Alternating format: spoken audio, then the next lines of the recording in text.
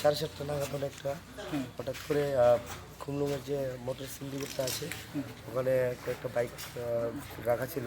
হঠাৎ করে 8-10 জনের একটা দুষ্কৃতী দল এসে ওটার মধ্যে কয়েকটা বাইক ভাঙচুর করেছে। ভাঙচুর করে ওরা তৎক্ষণাৎ এখান থেকে পালিয়ে গেছে। তো সাথে সাথে পুলিশ ইন্টারভেন করেছে, সাথে সাথে আমাদের ফোর্স এসেছে। আসার পর আমরা এখন দেখছি রেগুলার কী করা যায়, এটা এখন ইনভেস্টিগেশন চলছে। স্যার কয়টা বাইক ভাঙচুর হয়েছে? এখানে প্রায় 3টা বাইকের মতো এই বাগের মালিক কে বা কারা এখানে রাখছে? ওটা ইনভেস্টিগেশন চলছে, আমরা দেখছি। এখন আমরা এগুলো জাস্ট ইনিশিয়াল স্টেজে আছি, আপনাকে এটা পরে জানতে পারবো। Thank you.